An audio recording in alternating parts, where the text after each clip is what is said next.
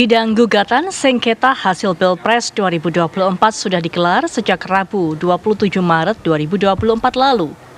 Kubu pemohon, yakni kubu 01 dan 03, memiliki garis besar tuntutan yang sama, yakni meminta Mahkamah Konstitusi membatalkan keputusan KPU nomor 360 tahun 2024 tentang penetapan hasil pemilu, mendiskualifikasi Prabowo Gibran, dan meminta pemungutan suara ulang tanpa paslon 02 Prabowo Subianto Gibran Raka Buming Raka.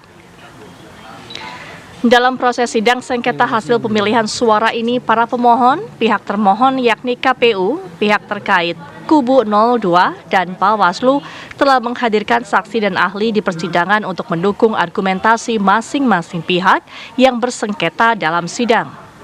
Bahkan 5 April 2024 lalu, Majelis Hakim Mahkamah Konstitusi juga menghadirkan 4 Menteri Kabinet Jokowi untuk memperoleh keterangan mengenai fakta dan data penyaluran bantuan sosial dalam sidang sengketa Pilpres 2024 di Mahkamah Konstitusi. Selain 4 Menteri Jokowi, Mahkamah Konstitusi juga memanggil Dewan Kehormatan Penyelenggara Pemilu atau DKPP menjadi penutup sidang sengketa hasil Pilpres 2024. Saat ini MK akan melangsungkan rapat permusyawaratan hakim sebelum pembacaan keputusan pada 22 April 2024. Dan Selasa 16 April 2024 besok, para pihak sidang sengketa hasil Pilpres 2024 akan menyerahkan draft kesimpulan dari para pihak yang akan diserahkan ke Kepaniteraan Mahkamah Konstitusi. Pertanyaannya kemudian, akankah kesimpulan dari para pihak akan dapat mempengaruhi putusan Majelis Hakim Mahkamah Konstitusi? Tim TV One mengabarkan. Juru bicara dari MK, yaitu Fajar Laksono, mengatakan bahwa Mahkamah Konstitusi atau MK tidak akan mengadakan persidangan terkait sengketa Pilpres 2024 esok, tapi memang MK hanya menunggu draft kesimpulan dari para pihak yang diserahkan lewat kepaniteraan. Tadi pertanyaan menggantung sudah kami sampaikan dalam tayangan kabar yang kami sajikan untuk Anda. Bagaimana kemudian kesimpulan-kesimpulan ini yang disampaikan oleh para pihak bisa meyakinkan para hakim. Nah, untuk itu, untuk memberikan pandangannya, sudah hadir di samping saya Guru Besar Bidang Ilmu Hukum Konstitusi, yaitu Profesor Andi Asrun. Assalamualaikum warahmatullahi wabarakatuh, Prof. Asrun. Semuanya baik-baik. Alhamdulillah baik-baik. Lebarannya baik-baik juga, Prof. Asrun? Ya, terima kasih banyak. Baik, Prof. Asrun, bagaimana kemudian menjelaskan kepada pemirsa, besok itu adalah salah satu rangkaiannya, agendanya adalah hakim mendapatkan kesimpulan. Apa yang kemudian coba didapatkan atau disimpulkan oleh mereka, para pihak yang berperkara ataupun juga melaporkan hal ini? Pertama-tama ya, pada setiap penyerahan kesimpulan tidak pernah melalui sidang, tapi melalui loket kepaniteraan. Ya. Dan kemudian kesimpulan itu berisi ya pandangan masing-masing pihak terkait dengan pemeriksaan persidangan. Ya. Tentunya yang menggugat akan mengatakan gugatan terbukti. Sebaliknya yang terkena imbas dari gugatan itu mengatakan tidak terbukti. Demikian juga KPU mengatakan tidak terbukti. Nah, saya lihat secara umum kita bedah satu persatu.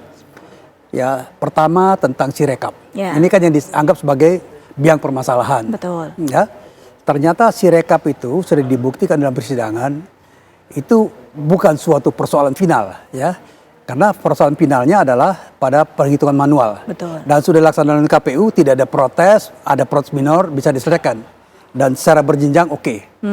Ya, kemudian yang kedua tentang status Gibran sebagai calon wakil presiden. Ya kan, ini juga sudah selesai.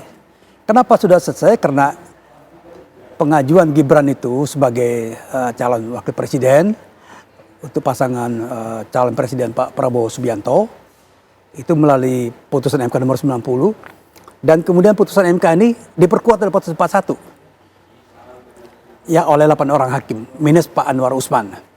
Artinya sudah selesai juga. Dan kalau mau di-challenge ini, mau keputusan KPU yang mendasari penetapan Gibran sebagai cawapres, maka jalur PT UN. Untuk PT UN, gugatan terhadap putusan tata usaha negara, itu waktunya 90 hari. Ini sudah lewat. Ya, bahkan gugatan sebetulnya awalnya bisa diajukan keberatan kepada Bawaslu. Tapi tidak ditempuh juga, artinya hak mereka ini tidak dipakai, hilang. Kalau haknya hilang, maka dia mengakui. Nah, pengakuan terhadap posisi Gibran ini sebagai calon wakil presiden juga diperlihatkan melalui tindakan-tindakan konkret. Misalnya ketika pencabutan nomor urut, kan semua berjejer nih. Betul. Paslon 01, 03, 33 mencabut dan semua memamerkan, semua bergembira. Tidak ada yang marah, tidak ada yang memprotes. Artinya selesai secara hukum ya, by law selesai urusannya. Dan kemudian mereka berdebat, ya 01, 02 berdebat. Calon presiden berdebat dengan calon presiden, calon wakil presiden berdebat dengan presiden. Betul. Bahkan tidak hanya pengakuan secara positif, ya artinya mengakui bahwa berdebat, bahkan Anies memberikan nilai minor kepada Pak Prabowo 11 dari 100 katanya, ya kan? Ganjar memberikan 5,5, ya kan? Artinya apa? Ini betul-betul mengakui, ya kan? Oke. Kemudian soal lain adalah soal pembuktiannya harus melalui hitung-hitungan angka. Jadi harus ada klaim berapa suara yang mereka sebetulnya mereka bisa dapat pada saat Pilpres itu, ya pencoblosan 14 Februari 2004. Tapi kan tidak dipakai ini, artinya mereka membuang klaimnya. Kenapa membuang klaim? Karena ketidakmampuan membuktikan berapa jumlah suara, maka mereka buang. Jadi kalau menurut Profesor Otto Hasibuan, gugatan mereka ini adalah cacat formil, ya kan? Tidak sesuai standar. Nah, yang paling ramai sekali adalah soal bansos. Ya, pembuktian bansos itu kalau dalam setiap gugatan perkara hukum, mereka yang mendalilkan, mereka harus membuktikan. Misalnya 01 dan 03 dibilang ada politis bansos, dia harus buktikan. Ya, tapi karena ketidakmampuan membuktikan, akhirnya diberikan jalan oleh MK. Oke, kita panggil 2 Menko yang berkaitan dengan bansos, 2 Menteri Keuangan Mensos.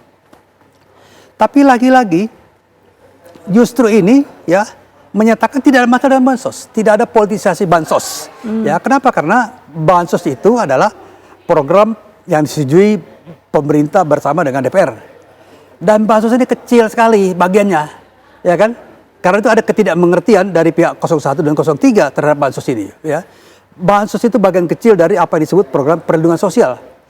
Nah, bagian dari Perlinsos ini ada disebut subsidi listrik, ya, pemberian pupuk bersubsidi, ya, pemberian katakanlah beasiswa pada mahasiswa segala macam. Itu semuanya. Jadi kecil sekali. Dan bansos itu, ya, yang disebut bansos itu, bantuan sosial itu dikirim melalui rekening bank dan melalui wesel pos, by name by address, orang yang sudah jelas, ya kan, dan semua orang bisa terima, nggak peduli latar belakang politiknya, nggak peduli misalnya dia ada di mana. Oleh karena itu tidak mungkin wesel pos nyampe dikatakan ini wesel pos dari Pak Jokowi, coblos Pak Prabowo. Tidak mungkin karena tidak bertemu.